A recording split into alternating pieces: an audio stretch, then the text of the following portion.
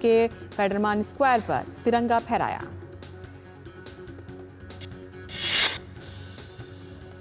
Film कू में special appearance में दिखे कॉमेडियन एक्टर कपिल शर्मा ने बेंगलुरु में श्री श्री रविशंकर से मुलाकात की। और आइए आपको सीधे लिए चलते हैं अहमदाबाद, जहां नागरिकता प्रमाण पत्र प्राप्त થઈ રહ્યું છે।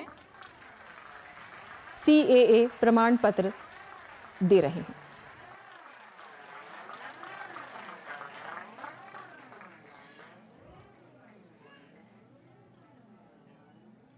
ત્યાર પછી હીરીબાઈ,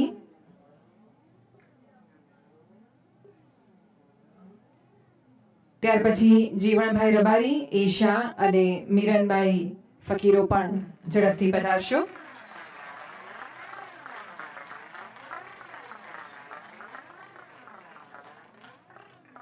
હીરીબાઈ પછી જીવણભાઈ રબારી।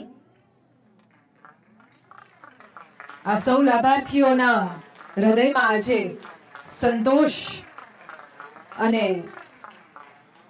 ગૌરવની લાગણી થઈ રહી છે। મંચ પર આમંત્રિત કરીએ છીએ રાજકોટથી આવેલા એશાબેનને।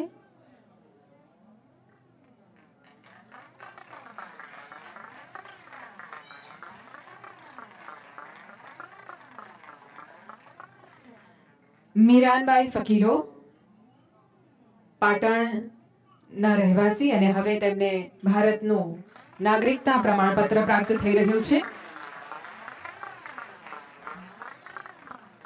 ખૂબ ખૂબ આભાર।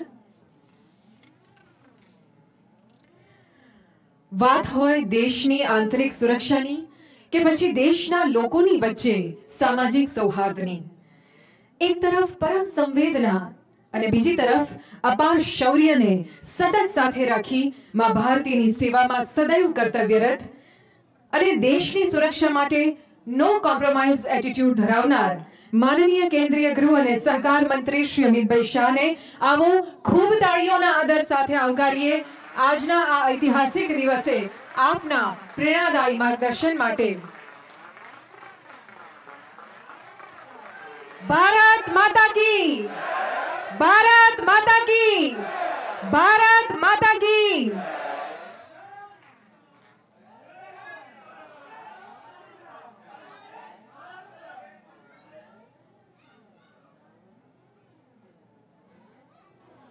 वहां से बन लगता है। मेरे साथ बोलिए, भारत माता की, वंदे। आज के इस ऐतिहासिक कार्यक्रम में मेरे साथ मंच पर उपस्थित गुजरात राज्य के मुख्यमंत्री श्रीमान भूपेंद्र भाई पटेल, गुजरात राज्य के आरोग्य मंत्री श्री ऋषिकेश भाई, सहकारिता मंत्री जगदीश विश्वकर्मा जी, मेरे सांसद साथी श्रीमान नरहरि भाई, हसमुख भाई, दिनेश भाई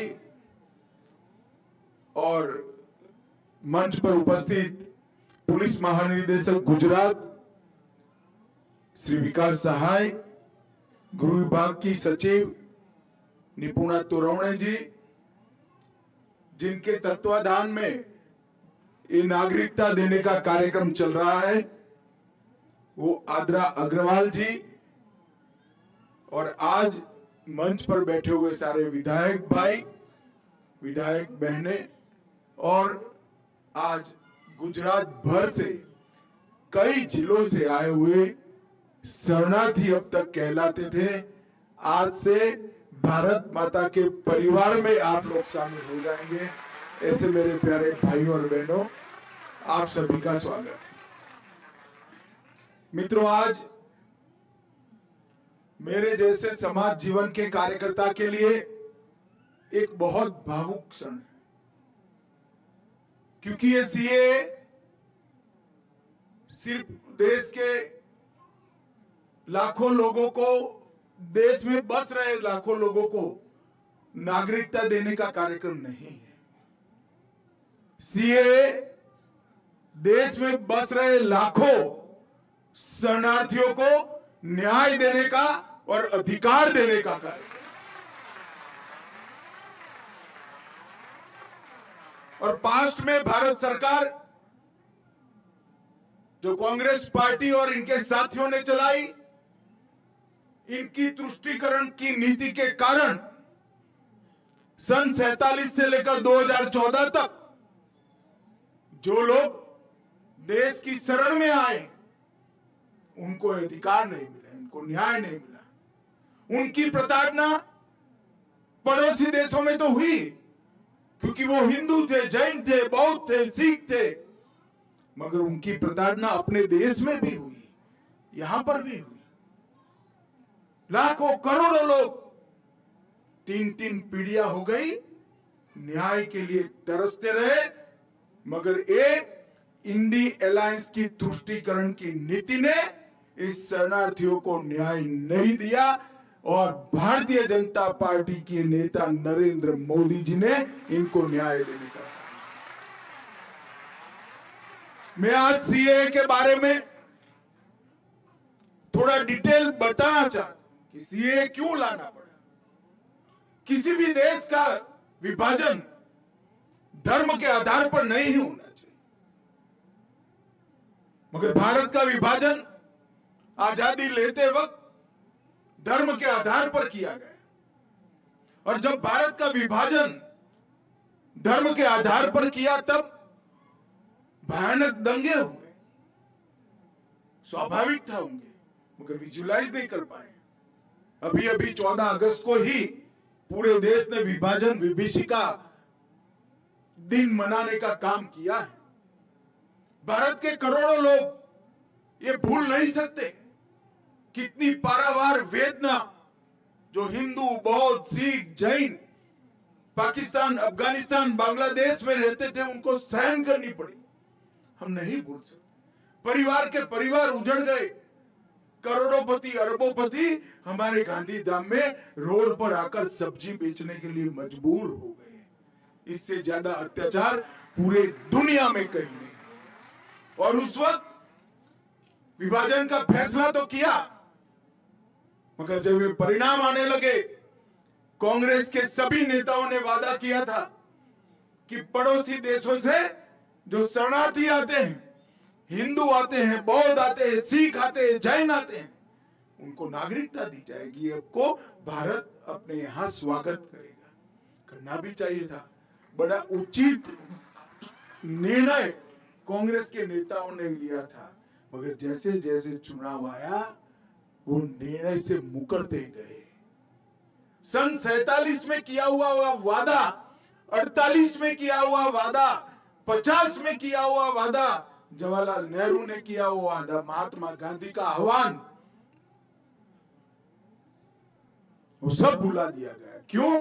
क्योंकि उनको लगा कि इनको नागरिकता देंगे तो हमारी वोट बैंक नाराज हो जाएगी और तुष्टीकरण के कारण ये लाखों करोड़ों लोगों को नागरिकता से वंचित रहना। इससे बड़ा कोई पाप नहीं हो सकता, इससे बड़ा कोई पाप नहीं। वो वहां से भाग कर आए, प्रताड़ना झेल कर आए, अपना परिवार कई लोगों ने गंवाया, कई माताओं बहनों के साथ अत्याचार किए गए, करोड़ों की संपत्ति छोड़कर आए और यहां आए, यहां उनको नागरिकता भी नहीं दी। 47 से मोदी जी प्रधानमंत्री बने तब तक 47 से 19 और 19 से 24 ये यात्रा इस देश का इतिहास हमेशा याद रखेगा। मैं आज इस मंच से जिन जिन लोगों ने सरकारें चलाई उनको पूछना चाहता हूं, क्या दोष था इन लोगों का जो अपनी बहन बेटियों को बचाने के लिए आए, अपनी संपत्ति को, अपने धर्म को, अपने सम्मान को बचाने के लिए आए? वो क्यों भारत के नागरिक नहीं बन सकते? एक और तो सीमा से आपने घुसपैठ कराई, करोड़ों घुसपैठियों को आने दिया, अवैध रूप से उनको नागरिक बना दिए, और जो कानून को मानते हैं, आपको एप्लीकेशन की, उनको कहते हैं कानून में इसकी जगह नहीं है। कानून लोगों के लिए होता है, कानून के लिए लोग नहीं होते हैं। हमने 2014 में वादा किया था कि अगर भारतीय जनता पार्टी को मैंडेट मिला तो हम सीए लाएंगे और 2019 में हम सीए लेकर आएंगे। और करोड़ों हिंदू, करोड़ों जैन, बौद्ध, सिख जिनको न्याय नहीं मिला था उनको न्याय देने की शुरुआत हुई। मैं आज इस मंच से स्पष्टता से कहना चाहता हूं, मैं काफी समय चुप रहा हूं। ये कानून पारित हुआ था 19 में। 19 में कानून पारित होने के बाद भी सबको भड़काया गया कि इससे मुसलमानों को अन्याय होगा, मुसलमानों की नागरिकता चली जाएगी। मैं आज फिर से स्पष्ट करना चाहता हूं मेरे मुस्लिम भाइयों बहनों के लिए, ये कानून में किसी की नागरिकता लेने की कोई प्रोविजन नहीं है।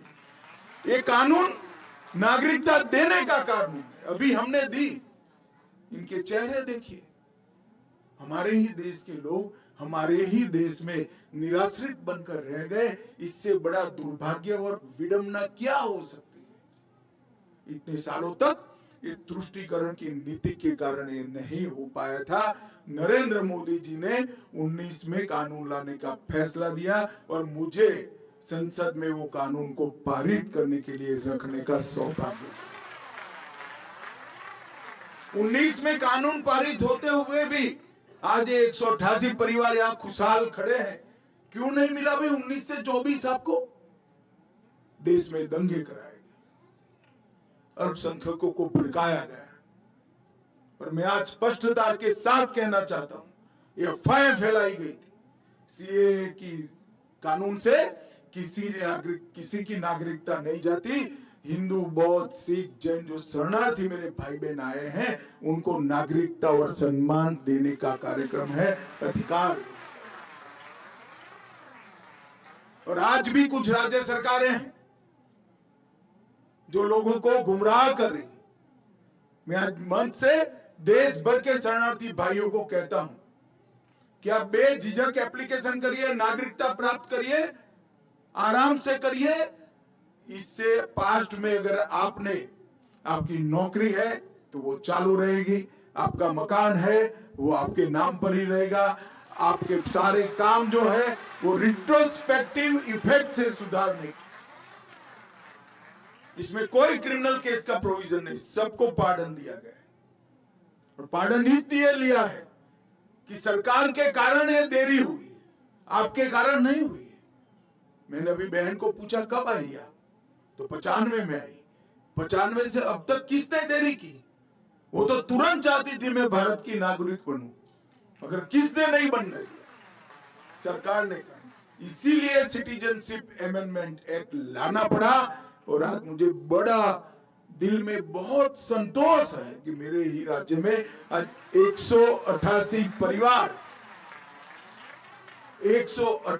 परिवार मां भारती के परिवार बनकर, हमारे भाई बहन बनकर हमारे साथ सम्मान के साथ। और मैं आज अपील करना चाहता हूं देश भर के शरणार्थी भाइयों बहनों को, कोई भी गुमराह करे, कोई भी पार्टी करे, मैं पार्टियों का नाम नहीं लेना चाहता, मगर आप मत मानिएगा। ये कानून आपको न्याय देने के लिए है। आपके साथ जो अत्याचार हुए हैं इसकी क्षमा के साथ परिमार्जन के लिए आपको सम्मान देने का कानून। जो विभाजन की विभीषिका को झेले हैं और बाद में भी जो वहां रहे, आज हमें पूछते थे संसद में, मुझे विपक्ष के मित्र, क्यों ये कानून, क्यों ऐसा? मैं आज उनको कहना चाहता हूं, जब विभाजन हुआ तब बांग्लादेश में 27% हिंदू था, 27%। आज 9% है। कहां गया? जबरन धर्म परिवर्तन कराया गया है। 27% हिंदू था। या तो वो यहां आए, शरण में आए, या धर्म परिवर्तन कर। क्या उनको अपनी इच्छा के अनुसार अपने धर्मों में जीने का अधिकार नहीं है क्या? अगर पड़ोस के देश में अपने सम्मान के साथ जी नहीं सकते, हमारी शरण लेकर आते हैं, तो हम क्या करेंगे? हम मूक दर्शक बनकर बैठ नहीं सकते। ये नरेंद्र मोदी सरकार है, आपको न्याय मिलेगा और जरूर। और सालों से इस शरणार्थियों की मांग थी। 19 में मोदी जी ने अपनी दृढ़ राजनीतिक इच्छा शक्ति के कारण एक फैसला लिया, कानून पारित हुआ, आंदोलन हुए, कुछ जगह पे हिंसक घटनाएं भी हुई। जो हुआ हुआ, अंततोगत्वा 24 के चुनाव के पहले हमने रूल्स बनाकर अधिकार दे दिया और आज सर्टिफिकेट भी दे दिया आप लोगों को। आप सभी का हृदय से भारत माता की संतान के नाते इस देश में मैं स्वागत करता हूं और बड़े सम्मान के साथ आप जियोगे, इसका मैं विश्वास भी दिया।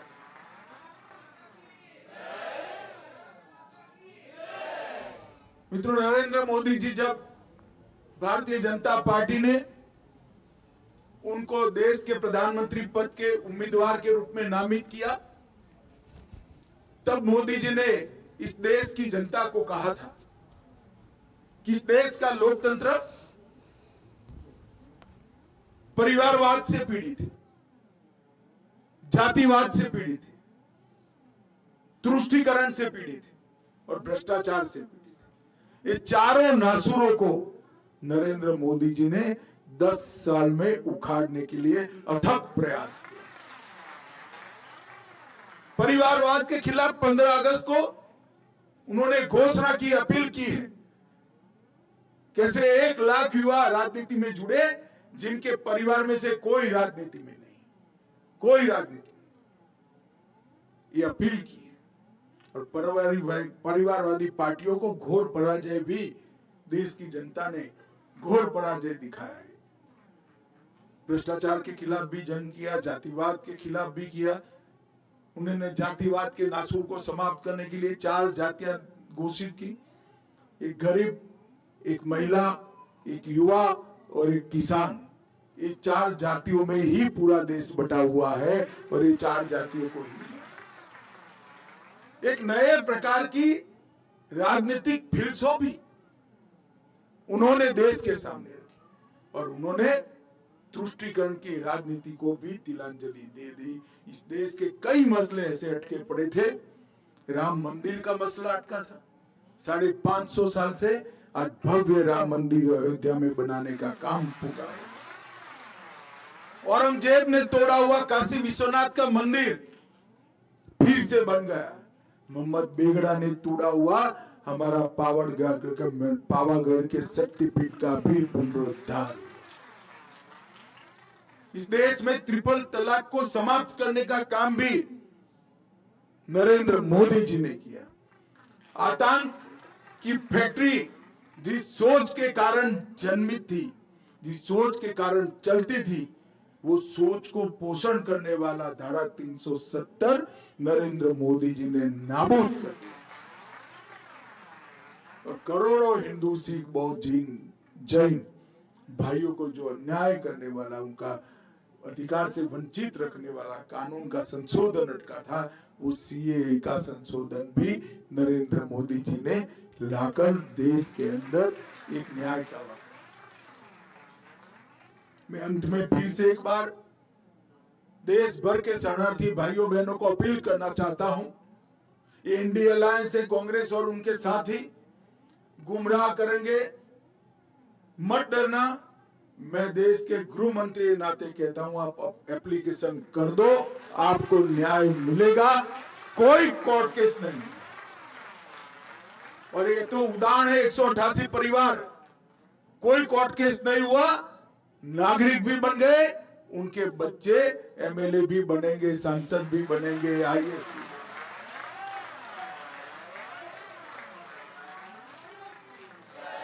जो लोग गुमराह कर रहे हैं उनको मालूम होना चाहिए कि आप इनके साथ अन्याय कर रहे हो। आप में तो हिम्मत नहीं थी वोट बैंक के कारण कानून लाने की, मोदी जी लाए हैं।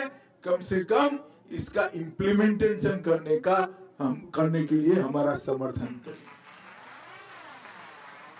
मित्रों, आज मुझे अत्यंत खुशी है, बहुत बड़ा दिन है आज मेरे लिए कि मेरे ही गुजरात में 188 परिवार जो आज तक शरणार्थी थे, अब भारत माता की संतान बनकर हम सब के साथ जिएंगे, गौरव के साथ जिएंगे। मैं ये परिवारों को बहुत बहुत बधाई देता हूं। गुजरात सरकार और जनगणना का कार्यालय दोनों ने इसके लिए बहुत तेजी से काम किया है, अच्छे फैसले करे हैं और इनको न्याय दिला है। उन लोगों को भी बहुत बहुत बधाई और शुभकामना देकर मेरी बात समाप्त करता हूं। मेरे साथ जोर आवाज से जो लोग तुष्टीकरण कर रहे हैं, इनके बहरे कानों तक पहुंचे ऐसी आवाज से बोलिए, भारत माता की, भारत माता की, वंदे वंदे वंदे। बहुत बहुत धन्यवाद माननीय आपके इस अर्थपूर्ण अभिभाषण के लिए। अहमदाबाद से गृह मंत्री अमित शाह के संबोधन का सीधा प्रसारण आप देख रहे थे। अहमदाबाद में शरणार्थी के रूप में रहने वाले 188 परिवारों को आज CAA कानून के तहत भारत की नागरिकता दी गई। इस दौरान गृह मंत्री अमित शाह ने कहा कि मोदी सरकार ने जो शरणार्थी रह रहे थे भारत के पड़ोसी देशों में, उन्हें भारत की नागरिकता देने का काम किया, जबकि कांग्रेस पार्टी पर उन्होंने तुष्टीकरण का आरोप लगाते हुए कहा कि तुष्टीकरण की राजनीति के चलते कांग्रेस पार्टी ने घुसपैठियों को तो भारत की नागरिकता दी, लेकिन पड़ोसी देशों में रहने वाले हिंदू, सिख, बौद्ध, जैन, पारसी समुदाय के लोगों को उन्होंने भारत की नागरिकता नहीं दी। इसी के साथ यहाँ रुक रहे हैं एक छोटे से ब्रेक के लिए। देखते रहिए DD न्यूज़। बात जब पीढ़ियों के लिए बनने वाले घर की हो तो जिम्मेदारी बड़ी हो जाती है। गैलेंट समझता है ये जिम्मेदारी। अब MM रिब्स के साथ गैलेंट एडवांस TMT रीबार, निर्माण का रियल हीरो। सुरक्षा की गारंटी हर चीज में जरूरी है, चाहे वो मुश्किल स्टंट हो या अच्छी फसल। इसीलिए ले आइए IIL के ट्रैक्टर ब्रांड का शिनबा, जो देता है सुंडी और ट्रिप से सुरक्षा की गारंटी। हो गया इंतजाम। किसका? गुड्डी की फीस का। दिखा। 20,000 का लोन तुरंत। पता है कौन दे रहा है, ब्याज कितना है? लोन विनियमित संस्थानों से ही लें और कर्ज उतना जितनी जरूरत, वो भी जांच कर। हो गया इंतजाम। पगार एडवांस में भेजिए। RBI कहता है, सही वित्तीय बर्ताव करे आपका बचाव।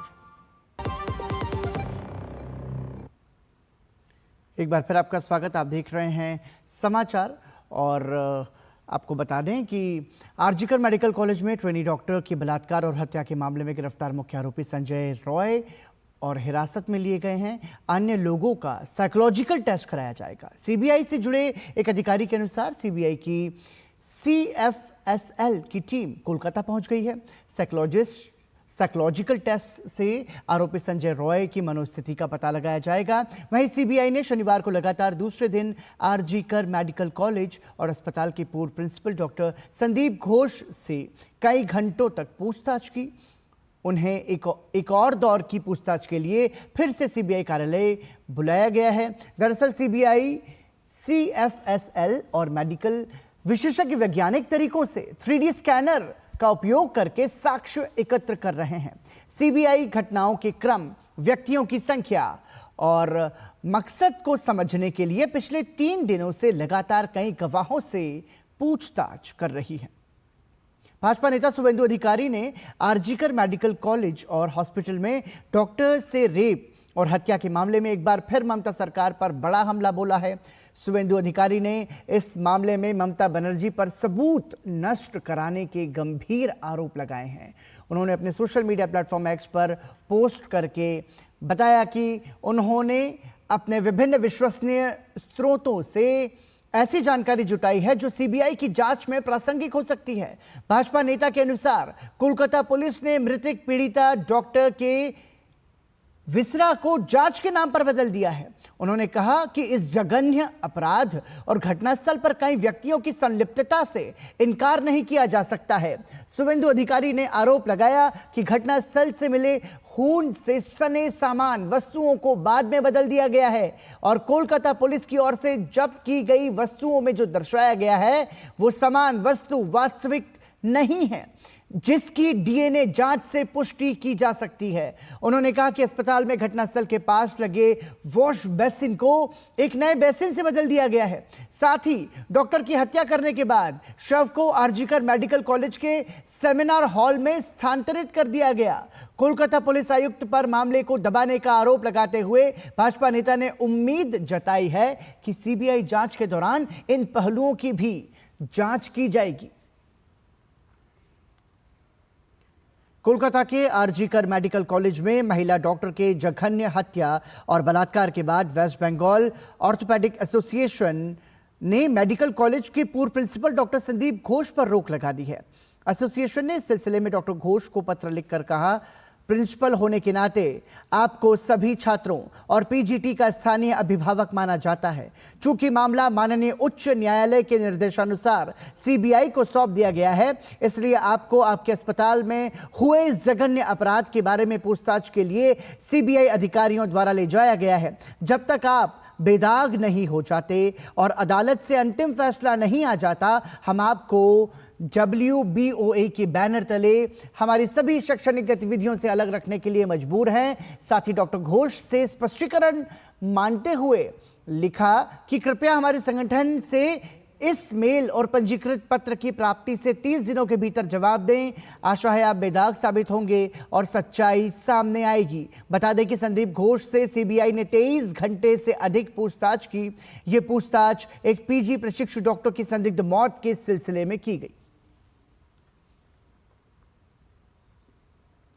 उत्तर प्रदेश के मुख्यमंत्री योगी आदित्यनाथ ने अयोध्या में रोजगार मेले में शिरकत की और युवाओं को नियुक्ति पत्र वितरित किए।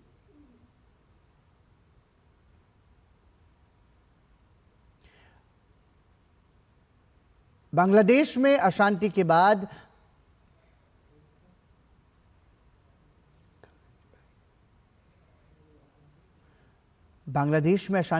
भारत ने सीमा पर सुरक्षा बढ़ा दी है, जिसमें पड़ोसी बांग्लादेश से भारत आ रही बसों और नागरिकों को बॉर्डर पर बीएसएफ के द्वारा सघन जांच के बाद ही भारत में प्रवेश दिया जा रहा है।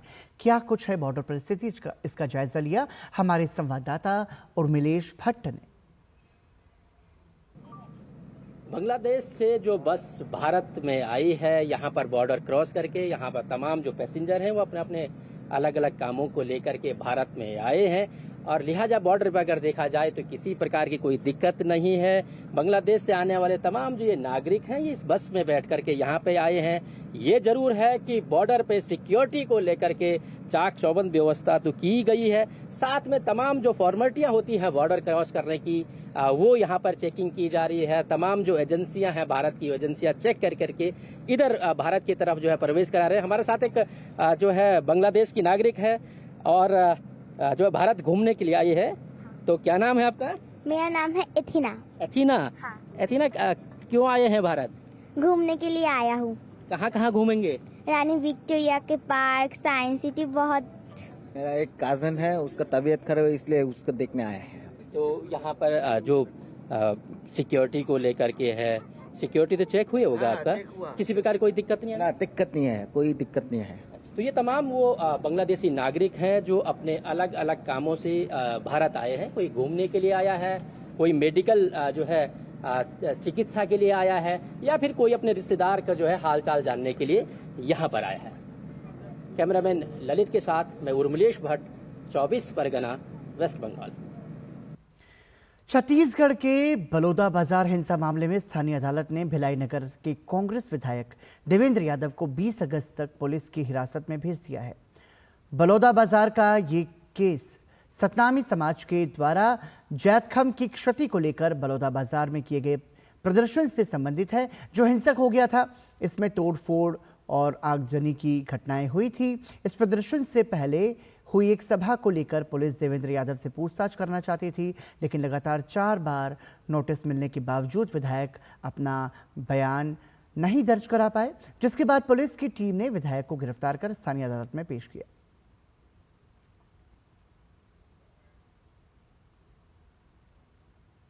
हरियाणा की भाजपा सरकार ने बड़ा फैसला लिया है।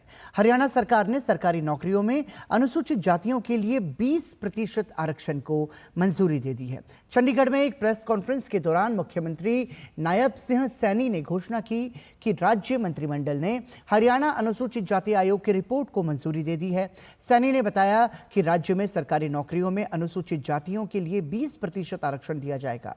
वहीं आयोग की सिफारिश के अनुसार इस कोटे का 10% वंचित अनुसूचित जातियों को आवंटित किया जाएगा। सैनी ने यह भी बताया कि यह नया नियम भारत के चुनाव आयोग द्वारा प्रदान की गई आचार संहिता के पालन में विधानसभा चुनावों के बाद लागू किया जाएगा। दुनिया के नंबर 1 टेनिस खिलाड़ी जर्मनी के जेनिस सिनर ने सिनसिनाटी ओपन के सेमीफाइनल में जगह बना ली है।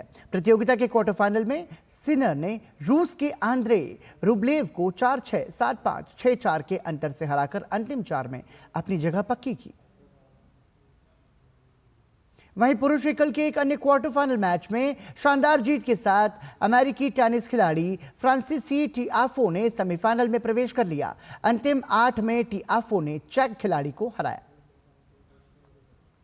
जर्मनी के अलेक्जेंडर ज्वेरेव ने सिनसिनाटी ओपन के क्वार्टर फाइनल की बाधा पार कर ली।